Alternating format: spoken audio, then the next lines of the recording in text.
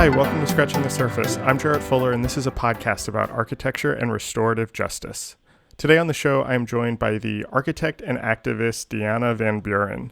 Deanna is the co-founder and design director of Designing Justice, Designing Spaces, an architecture and real estate development nonprofit working to end mass incarceration by building infrastructure that attacks its root causes: poverty, racism, unequal access to resources, and the criminal justice system itself.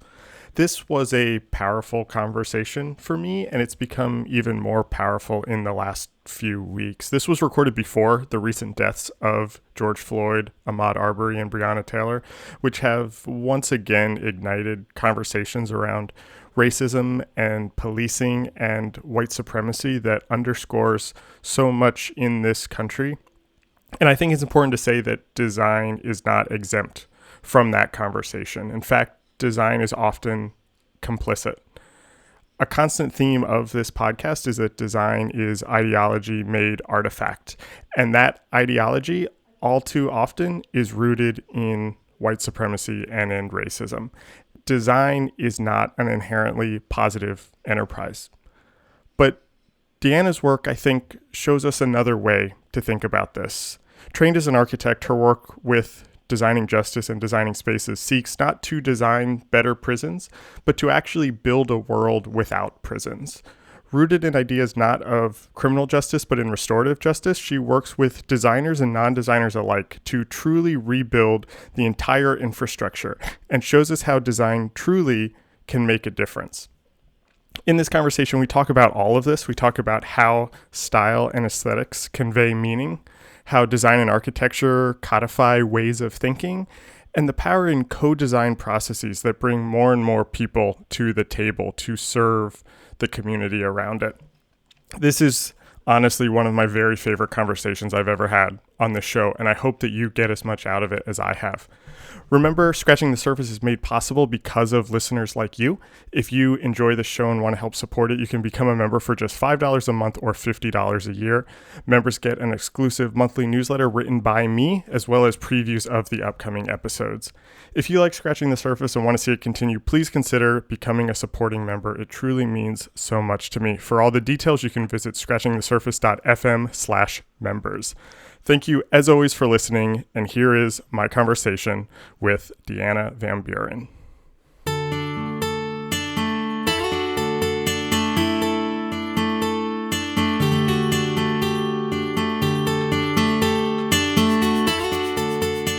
I think a good place to begin, or at least to kind of set the stage for a lot of the things that I'm interested in talking about, is to talk about your organization, Designing Justice, Designing Spaces. Can you talk about what that is for the listeners who are unfamiliar with it and kind of how you think about the work that you're doing there?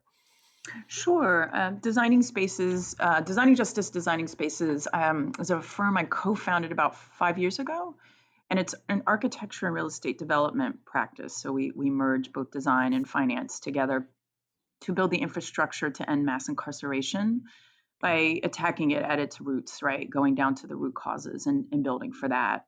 The organization itself, we're abolitionists, right? So we don't build prisons or jails or detention centers or courthouses or police stations or any kind of traditional justice infrastructure, and believe that we can see a world without all of that. And we need to build for that world. And so far, so good. I think Believe it or not. yeah, I love it. Gotta have the big vision, right? That's right. That's right. I mean, I watched your TED Talk, where you kind of talked about the origins of it, and you tell this story about being asked to kind of go into a prison to talk to inmates about I think the quote that you used was the positive potential of design. And you were in the way you tell the story is that you're in this space thinking that you have to talk about this and then just seeing the opposite, basically. Mhm, mhm. And I found that story so profound because so much of design education, I think, uh, talks about design as this inherently positive thing. Mm, There's this kind of myth or ethos in design that design can quote unquote change the world. mm. Um, we can talk about what that means Mhm. later, but I'm very interested in how design doesn't always do that. Design isn't always a positive thing. It isn't inherently positive at all. And something else that you talk about a lot is that design kind of takes ideologies and makes them concrete, which is something that I'm very interested in also. Can you talk about that experience of being in the prison and having that moment and how you think about the positive positivity that's in design or that kind of myth around that a little bit more? Why don't I start with the positivity of design piece? I mean, I think that that is truly a myth in a lot of Mhm, reasons, and I think that design actually can kill people and does, mhm, right? mhm, It does. It really hurts people. Bad design, bad intention behind design, not questioning the intent mhm, and the purpose for what you're doing. You can really hurt people. And mhm, you hurt them for a really long time. And I'm specifically thinking of architecture, of course, because I'm an architect. mhm. But graphic design can do the same. Like, what are the Yeah, messages you're sending to people? How are you yeah. embedding structural racism, patriarchy into your work? It's almost Mhm. nearly impossible not to do it. That's the crazy part, right? You Right, can right, almost right. not, it's super hard not to do harm because our systems are harmful and our systems themselves are flawed, deeply flawed. So, as a designer, if you're working for any system, social system, institution, you're probably doing some harm, and you need to question constantly Mhm, what you're doing and why you're doing it and who is it for, and where's your mind around it. So that is where I when I went into that prison, and it's not like I didn't believe it before, and you tell stories in TED Talks to get the right, TED right, right. Talk to work, right? So there was kind of a double situation where I had heard about restorative justice as an indigenous practice that had been basically squashed through colonialism, and that it was getting reignited, and I was learning about that, and I was like, okay, this feels like a do no harm system, right? A system of repair and restoration. And then I'm seeing this other system of punishment. And Mhm, who are we punishing, right? And who's that system mhm, for? And who's it working for? And mhm, so to be in a prison for the first time was pretty gross, right? It was so obvious who I was sitting in there with, right. Yeah. all black men, right? Black and Mhm, brown men. I was in there with college students, all white, privileged, mm. and I called it like the piano key circle, right? We're sitting in a circle talking about restorative Yeah, justice and design, right? Restorative justice and design in this space. I was like, this is crazy, y'all.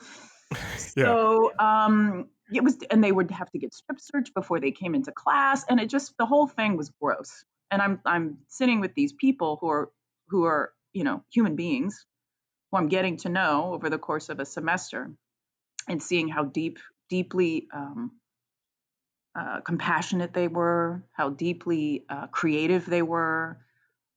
They were wonderful people, actually. And Mhm, you sort of start to really question mhm. what's happening here and how have we participated in these environments. This was an environment where they would meet their families. I didn't even get to go, only once did I get to go into where the cells were, which was, and I've been in many prisons and jails since then. I've seen a lot Right. of the interiors of them, and just the waiting room where the family members would come at every level was disturbing. I can't imagine children coming in to see their fathers there. And designers did this, right? They participated in it, they created it, and they probably thought we did a good job, you Right. know? But what did you just do? What did you do? Really, what did you do? What system? What sort of beliefs did you just build? Um, it's sad.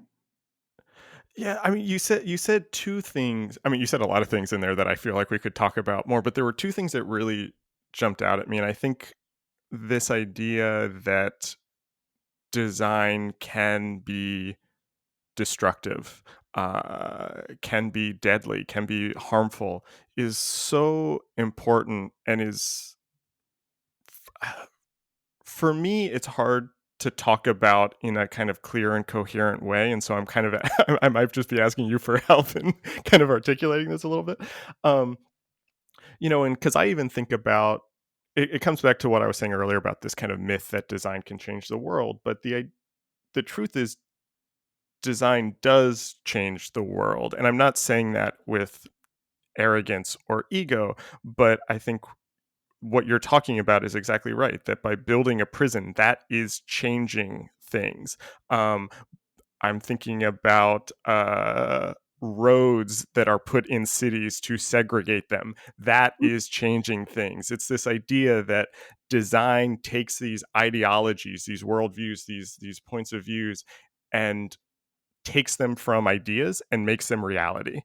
Mhm. Uh, and something that you talk about a lot is the answer here isn't just building a prettier prison or making nicer buildings. This actually goes deeper than that. Can you talk a little bit more about how design can do that? How design can kind of take these ideologies and change things?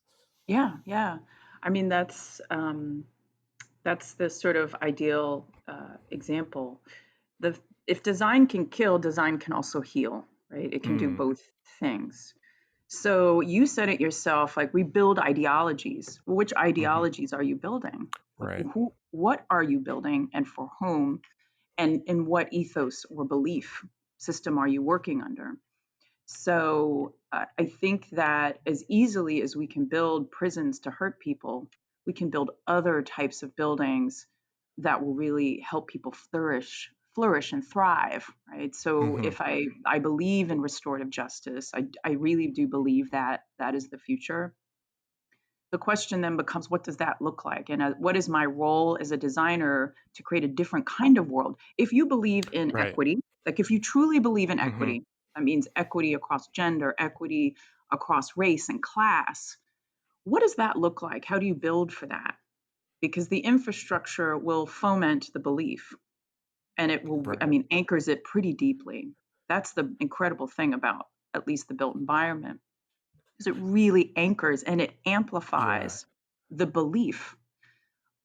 It's just challenging because we're currently living in a traumatized world. We're currently living in a world that is completely dominated by men and completely Mhm, dominated by white supremacy. Like there's a lot of mhm, really mhm. intense stuff that we've been building for hundreds and hundreds of years. So you're up Yeah. against a big thing.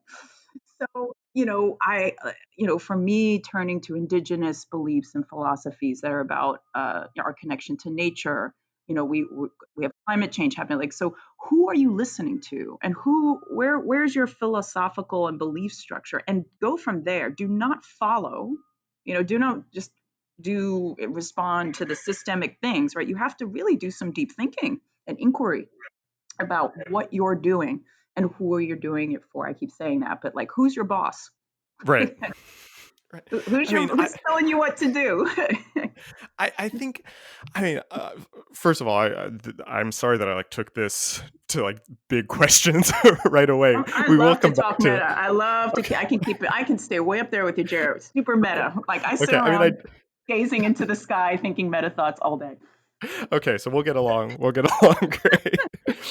I do want to come back and talk about your work specifically, but I do have like one other question at this level, because something I watched your talk at Harvard's Black in Design conference from a couple years ago, and you talk about when you moved to Virginia and seeing these kind of Thomas Jefferson designed courthouses. Um, and I think there's two levels to this idea of ideologies, and there's the level of kind of putting these kind of points of views or worldviews or ideologies into the world and making them concrete. But then there's also the surface level, in that styles and aesthetics and art movements uh, come to be associated with certain things. And Mm-hmm. so there is this, that Jeffersonian kind of style is seen as, for a lot of people, it's seen as serious. This is important. this is the government, and then other people it's this is something you stay away from. This is Sure. scary. There's the recent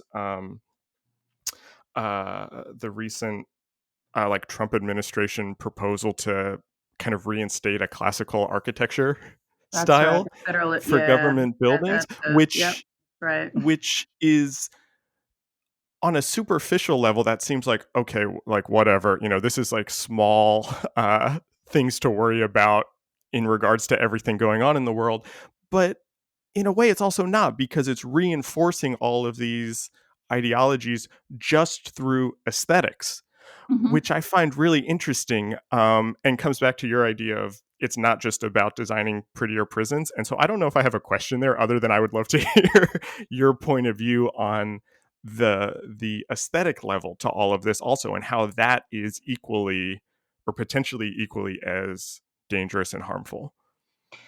You're making me think of something that I've been thinking a lot about, and really coming from a professor. Actually, where is she? Her name is Dr. Ruha Benjamin, and Mm, she's a professor of African American Studies at Princeton University. And what she's talking about is the fact that we're living in other people's imaginations, right? The mm, aesthetic, at least the world around us, those aesthetics are the imaginations of our founding fathers. Our mhm, founding fathers were all white privileged men who mhm, enslaved people, who were coming out of a certain ideology of that time. So when we talk about aesthetics in the built environment and how they're anchoring old sets of beliefs and through the gaze of a specific person, that's a great example of that, right? mhm. Why are we still building things from hundreds of years ago that were coming out of an ideology of a very small minority of people in power? And Right. the thing is now, part of our advocacy is like, y'all, we have to reimagine, like, Yeah. stuff that we have to reimagine if we want any kind of future. We have to break out of that. That's what's most scary about those kinds of moves. Those are power plays. Is Mhm. to the same with memorials, right? We saw. I grew Right. up in Virginia, so I grew up in the South, surrounded by Civil War reenactments and Mm, Civil War memorials and mhm. celebration of a war was around enslavement.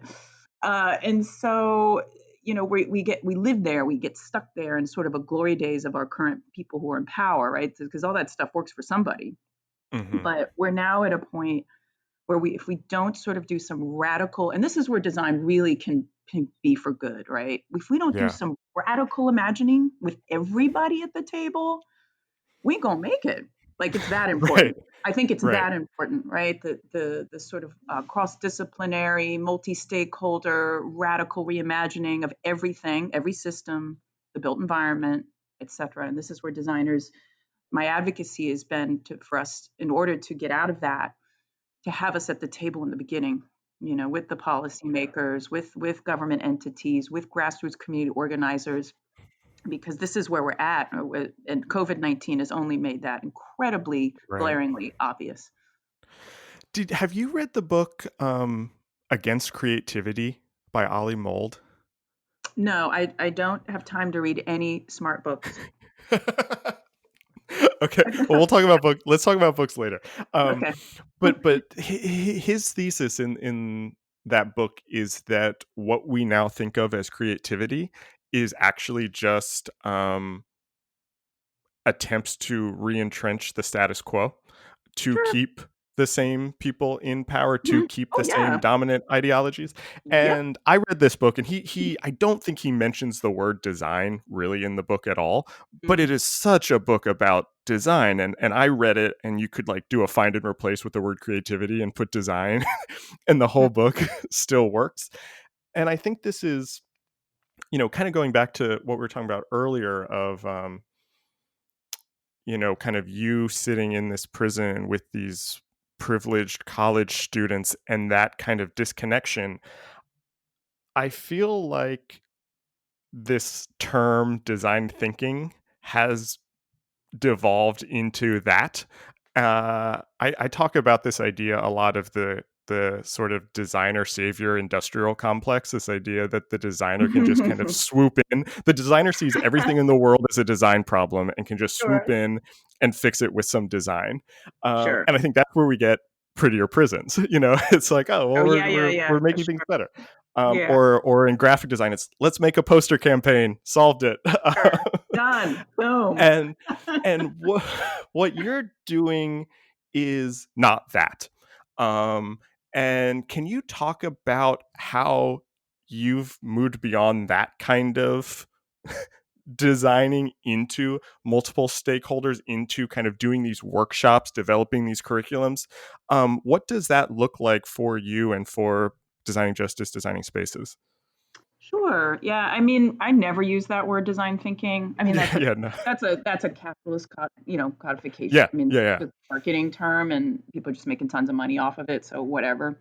Mhm. But what we do is just to, initially is just like, hey, let's go collect some data. Let's Mm, work with people because I don't. It came from an I have no idea what I'm doing place, right? There's a mm, place of humbleness. There's a place of not knowing, right? There's a place of curiosity. Right? Just be right. curious. And in being curious, you go into a place without hierarchy, right? Without a kind of paternalistic, I'm the designer, I know a bunch of stuff. And Right. really, you don't know very much. We know very little. And so when we go into community, I call it, it's almost like a knowledge exchange is more where Mhm. we try to go with it. That I know some stuff. Okay, I don't know nothing. I know some stuff, but so do they. People know stuff, right? So Right, you right. you, you go in, and I also believe that people's creative capacity is innate. I Mm, actually believe design and the built environment is an innate thing, right? If we look at yeah. the basic things we need in life, food, shelter, love, etc., we think about a space. It's not like some relegation of the architect and the designer. I know about space. No, everybody knows about space. People live in that all day long. Yeah. They know, and people are creative. And if you give them tools and kind of create a safe container, because people's creativity has been locked, especially in low income communities of color. The trauma Mhm. locks keeps you from accessing your natural creative capacity sometimes. So part of the way that we've started working is we really create a safe emotional container for people to access their wisdom and the creative capacity they have so they can share their knowledge, Mm, and we can make the right stuff together. So it's a kind of a different framing of what does and how you work. I, yeah. it's just a, yeah, it's just a different thing. We even are now we're starting to train what we call designers on deck, which are Mm, local folks on the ground, community organizers who have not been trained traditionally in design. We pay them, and we develop tools for, so we customize tools for community engagement to get us where we need to be. And note that the at the end game here is we're going to build some shit, right? The end right, game right. isn't we're doing community engagement, woo woo woo. Like, no, we're we have to build this stuff. Yeah. Have and people have to have agencies. It means they have to understand what's happening. They need to understand how it's getting financed. They need to understand the design considerations. They need to be highly engaged. So when you train local folks in how to just, facilitate and guide communities that they live in, you now have completely democratized the process, taking Exactly. yourself out as the expert of the whole thing, right? Exactly. We are technical assistants. That's what we are. Mm, And designers have a role to play, but they're not going to save the right. world. But Right. they will destroy the world if they're not participating, right? They are still important. I don't know why designers have to be this like savior thing. Just be on the Yeah. team, y'all. You're just on the team. Like that's my thing. Like, can we? Anti advocacy is like, no, we're not going to save the world, but you're in trouble if we're not on the team. Right. So you Right. got to be, or the piece of the pie. The pie is the other metaphor. I'm like, we are a piece of the pie, and Yeah. you're not gonna be able to solve it if you don't have us on in the pie, right? So that's and the community is part of the team, right? Like we're all Yeah. trying to get this thing done together. Um, so it requires new processes as well. Everything's got to be rethought to some degree. Yeah. I mean, I love that. And I mean, I want to be clear. I was not saying that your work is design thinking. I agree with No, you. no, I In hear in it design just, thinking. but it Um, definitely gets called that sometimes. yeah, and I think if someone doesn't look really look at kind of what you're doing, it could be brushed off as that. And so I agree with you. I didn't want you to think that I was calling your work design thinking. No, I didn't. I Um, didn't. I didn't think that. okay, good. And I like what you're talking about, this idea of kind of democratizing the process. And this is also something that I've been thinking about a lot, in kind of how for so long there have been these kind of blurry, or these kind of siloed boundaries around different types of design. You're the graphic designer, you're the architect, you're the product designer, you're the urban planner, and all of these are starting to blur a little bit. Yeah, we have And all on staff. I've got all those people on staff. and and and what I like about that, and what I like about how you're thinking about it, is, but then it doesn't just blur between types of design, but it blurs between the so-called designers and the non-designers. Everybody gets to participate, and I think this reflects this larger kind of sense that we're talking about, that design is so pervasive in everything. And so, how something I think about a lot is, how do designers navigate a world where, I want to make sure I phrase this right, navigate a world where everything is design, basically. So design is not colonizing but democratizing. Yeah, or decolonizing. I would say we should probably, Yeah, we're decolonizing design. That's probably better because democracy yeah. is a little bit of messed up right now. Oops, I almost used the F word. Woo! That's okay, this isn't on the radio. uh, um, So, yeah, like, everything. how do you Yeah, navigate that, I guess? Because you are talking about it as, uh, yeah, you have a particular set of skills. They are not the skills. They are not the only skills. yes. Um, and so I guess I'm not asking you to be prescriptive necessarily, but how do you change your place in the process? Because you worked as an architect, in a more kind of quote unquote traditional settings before. Um, how have you shifted your own process in kind of moving into this kind of work? Well, a lot. I mean, when I worked in the corporate world, we never did any of this stuff. I mean, Right. at all. As a matter of fact, it was one of the I remember hearing we had this process. There was some process being introduced into the firm when I was at Perkins and Will, which was, indicated we'd be engaging some people, right, about this Mm, sort of generative design of this, university building at Berkeley. And I was like, I want to do that. Let's try this thing out. This makes a lot of sense to me. And everyone laughed at me and said, "Oh, no one's going to do that, Deanna." And I was kind of like, you know what? I quit. Like, I got to get out of here, yeah, because yeah. this is the only thing I've seen in a long time that makes sense to me. Like, this makes sense to me. It makes no sense at all that we're separated from from all the peoples in our little office. So Hmm. when I started my first firm, Form Design Studio, and I was working on the Syracuse Peacemaking Center, I started to function on my own. I started to function more intuitively, right? I started to just trust my intuition. And Mm, I'd been building on that for a long time, right? I think if you want to move outside of structures and systems, you really have to be very self guided and hmm. very intuitive. And my intuition told me, like, A, I can't design this thing by myself. B, I'm going to have to find a way to engage the community that makes sense, is culturally Mm, responsive, and I'm going to have to come up with a different way to do this. So I just started making some stuff up.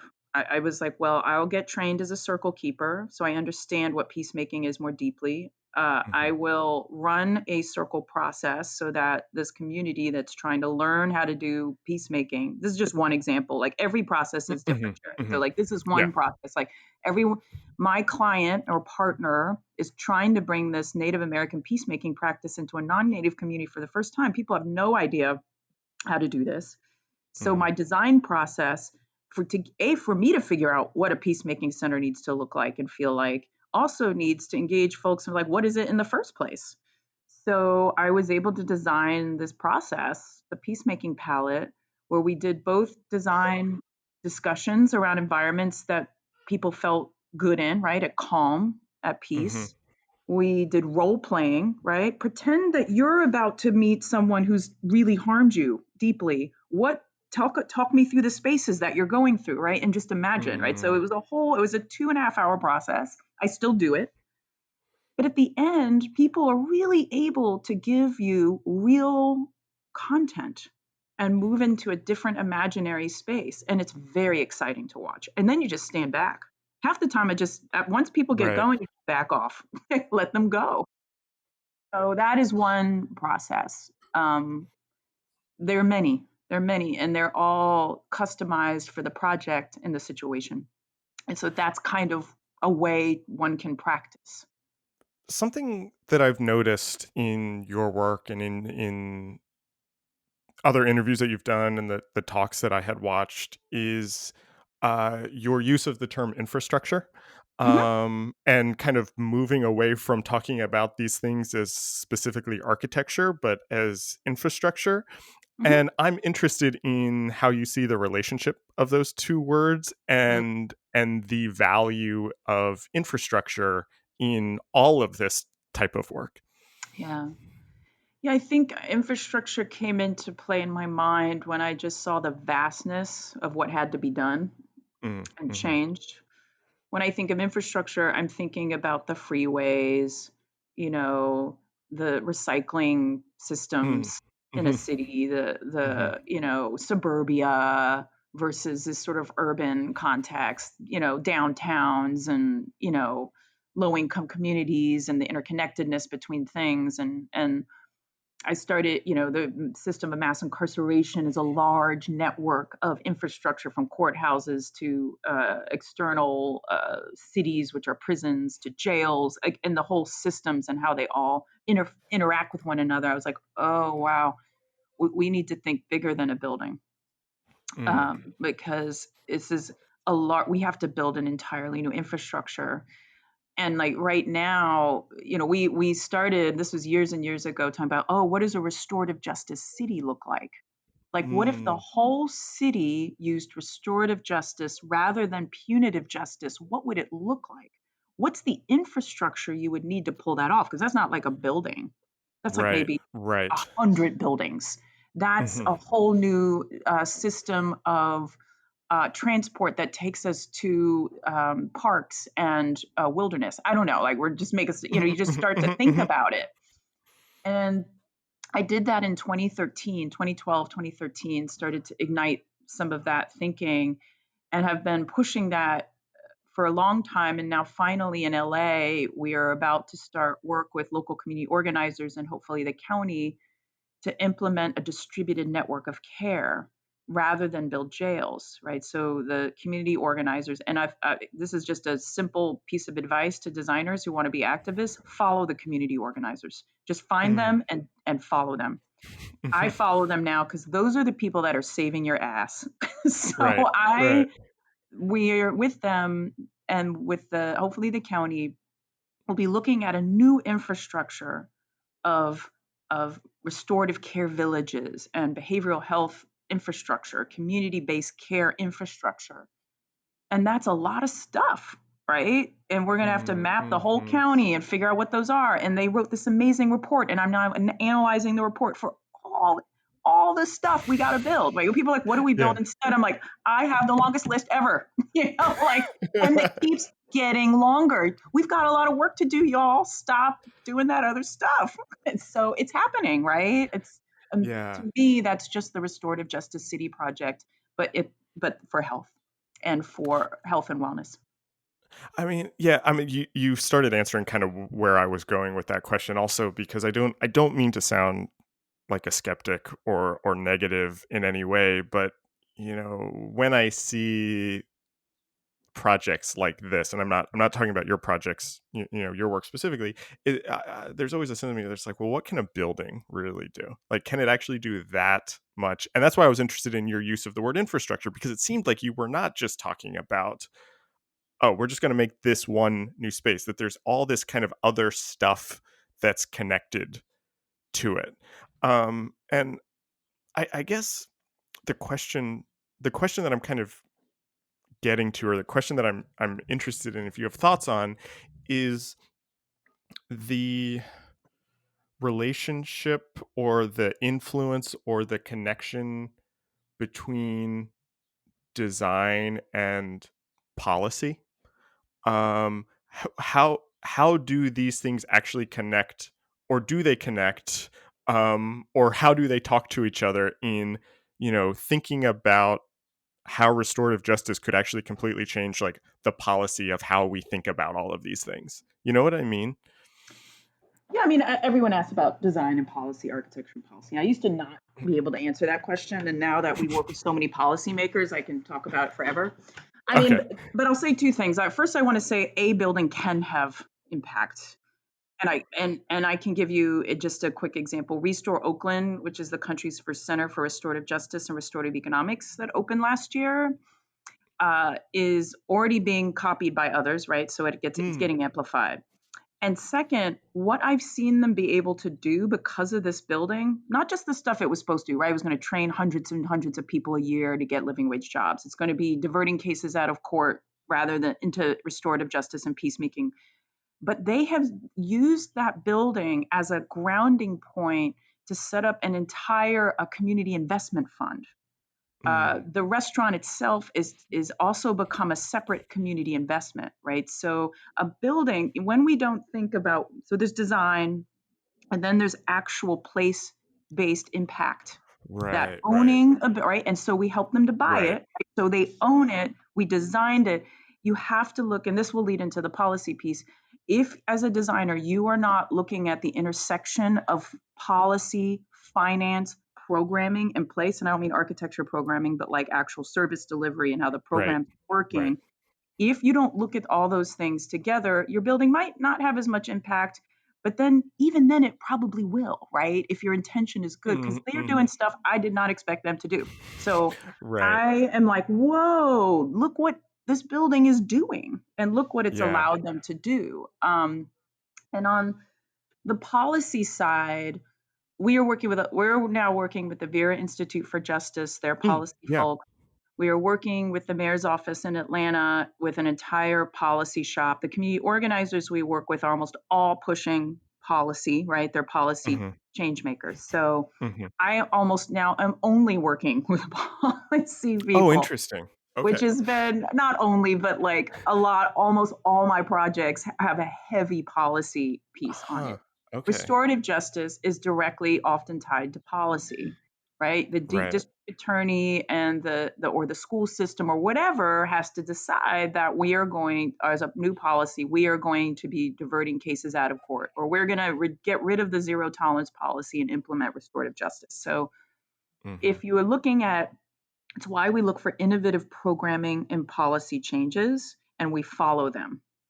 mm. And we also know that not just following, but being right out front with them as they're developing the policy is the best, because Right. often policy changes are made, but there's no built infrastructure to support the policy change. Mm, As we all know, buildings and infrastructure take a long time to build. The procurement process is a pain in the ass, like it's a big deal. mhm. So if you're not looking at the program, the policy, and the built environment together, you're going to have problems. So, for example, in California, we have all this criminal justice policy reform and programs like early release programs, et cetera. Where are people going to live? Right? There's nobody built the transitional housing, supported transitional housing required to support that program. So now Right. everybody's hustling, trying to find the places for them. The conditions within which Mm, they're putting them are crap, not much mhm, better often than the prison itself. So my firm is, we often find ourselves trying to fix the situation or create a new thing or create a model that is dignified, because if mhm. had they thought about that, but they did it quickly, right? The policy can get changed faster than getting a building built. Right. Yeah, that's So interesting. you have to think about that, and that's once again the ideal scenario is to have everybody on the team up front working together and thinking about all the points of it. And it's just stuff that people have been saying forever. Diversity actually works. Yeah. Monocrops don't work. Right. Don't do it that way. Do what nature Right. does. It's so obvious, but we don't do it. We don't have the language for it. We don't know how to work with Yeah. other people that don't speak our language. We don't know how, we don't have the processes for it. So I've been very grateful to see how we're getting really good at it. Our work in Atlanta has been very successful and exciting to see government working with community organizers, with policy people, programming experts. We're the built environment people, finance people, all together working on, closing down a prison, sorry, a jail, right? So in order to close the jail down, you had to have the policy people at the table, and we're Mm, turning it into a center for equity. So it mm, requires, what are the new things that are going to happen here, and we have to do it. We've been working on this project for over a year, but everybody working together. It's a lot of people, but right. it's on the 15th, we will submit to the mayor 4 options on what to do with that building, which now, thanks to COVID, only has it used over 1,000 beds. Now there's like 5 people left. So Wow. that's where we're trying. We don't need those. We don't need jails. I mean, come Yeah. on, y'all. If we could actually Yeah. be visionary and imagine and just know what actually makes us safe and design for that, we Right. don't have to have those things. We don't. Yeah. It's not crazy. It's actually very practical and very doable. I love that. I'm curious how this work for you. How has designing justice, designing spaces evolved since you started it? How have your goals for it changed? Has the work gone in places you didn't think it would go? And then on the flip side, what parts from that kind of those initial ideas are still there kind of carrying you through? That's a good question. I have to say that happens every day. Every day. Every day it's Sounds different and right. new. Every single day. Um, but it's also fascinating how the initial idea is still in place, right? The Mm, mission mhm, was to build the infrastructure to end mass incarceration. And mhm, only last year did I issue a statement and start to talk about what that infrastructure actually is mm, in any kind of codified way. I mean, it's very, we're like, okay, we've identified 3 buckets of infrastructure that have to be built, and one is restorative reinvestments in community, with a goal of seeing 75% of what we're spending in the criminal justice sector reinvested in communities most impacted. So that's a range of infrastructure, right? That's a lot of stuff, but that's in mhm, reinvestments in community.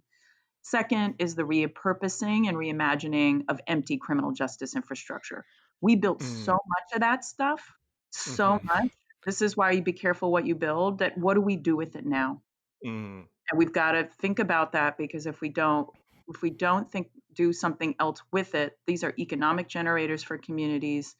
They are get reused by ICE, et cetera. They get reused as yeah, facilities. So again, if you build something, the problem is it's hard to make changes, right? That's a classic example of how architecture mhm, perpetuates and anchors the inability to change, because mm, it's already there. It was built for incarceration. Well, let's just put some different people in there. yeah, Um, so we have to either hmm, demolish it or repurpose it quickly. And then the third is this restorative reentry piece.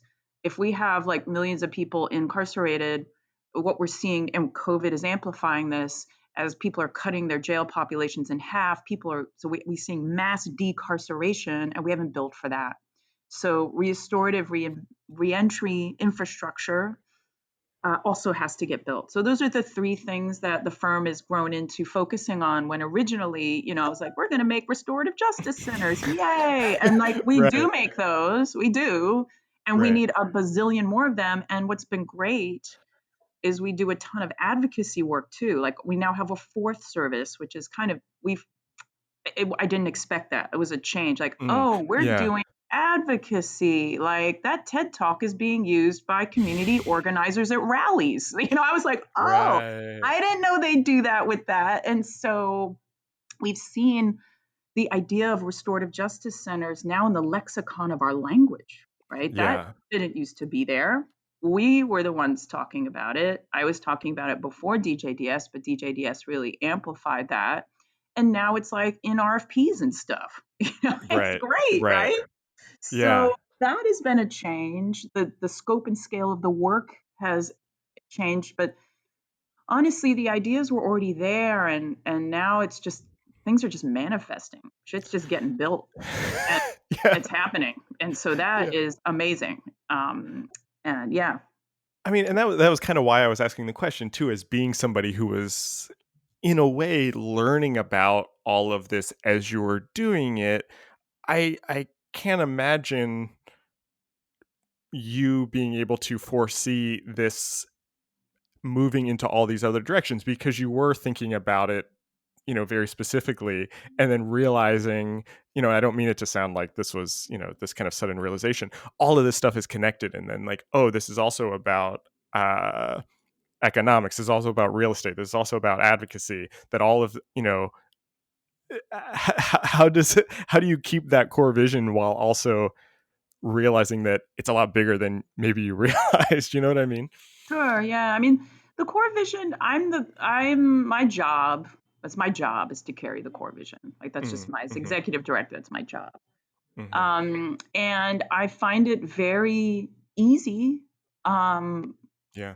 and I have people have told me this before, but they're like, "Oh, I've watched you with this idea and then expand your idea and flow and move in order to hold like we'll expand what we do based on who is in our organization." It's a much more feminine Mm, way of working, hmm. a Hmm. much more feminine way of organizing a firm and the work. But I feel I'm very fortunate and I'm very grateful that I myself am very clear on what the mission is. Mm, And I'm undeterred, right? I'm undeterred. I'm hmm. my vision is super clear. I'm very clear. And that doesn't mean you don't change, right? Just clarity Right. doesn't mean you don't expand or modify or move or shift. It's when you become calcified and rigid that it's almost impossible to hold the vision truly. Yeah. You Yeah. do have to be open in order to sustain it. And things are manifesting now. Yeah. Um, and that's as you were saying about your podcast, and you're like, oh my god, like I did, this is what happened. I feel the same way. I'm like, oh whoa, oh Yeah. hey, Yeah. that's happening. Yeah. Yeah. And you just have to, if you have the vision, you just have to recognize when you see it, right? Right. Someone Right. shows up in an outfit. I'm like, oh, that's a costume. You're not actually, a dove. Yeah. Yeah. I know Yeah. that. My vision's clear enough to see that. Right. But you have to have clarity in your mind of what it is you want to do, and be intuitive and trust your Yeah. instincts.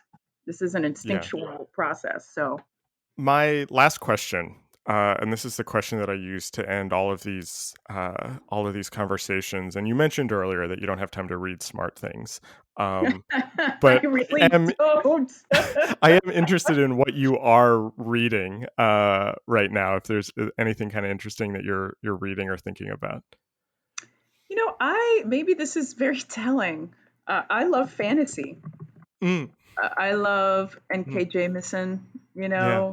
black female. I love Octavia Butler. Yep. Yep. These are visionaries, right? Visionary women of color who I read their stuff and I'm like, you guys are seeing the future, Yeah. and I get very moved by that. So when I have free time, to read, and it's not, don't get me wrong, I love to read, and Right. I I knew what you can meant. I read. got it. Yeah.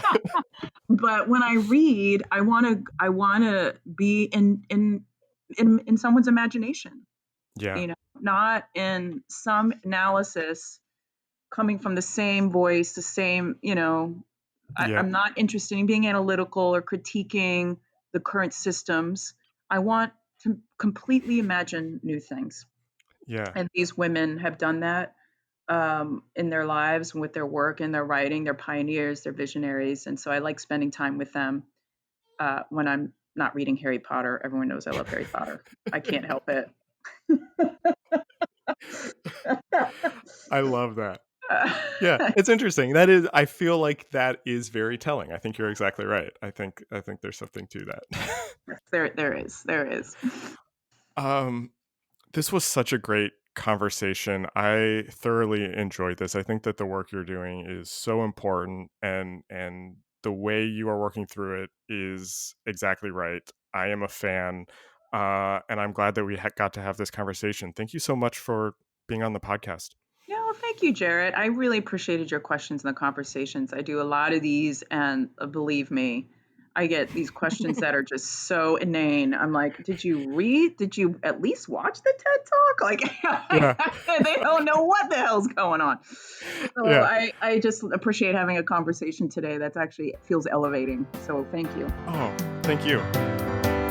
This episode was recorded on May 12th, 2020. Our theme music is by Andy Borgasani. We're on Twitter and Instagram at Surface Podcast. You can find us wherever you get your podcasts and at scratchingthesurface.fm. Thanks for listening.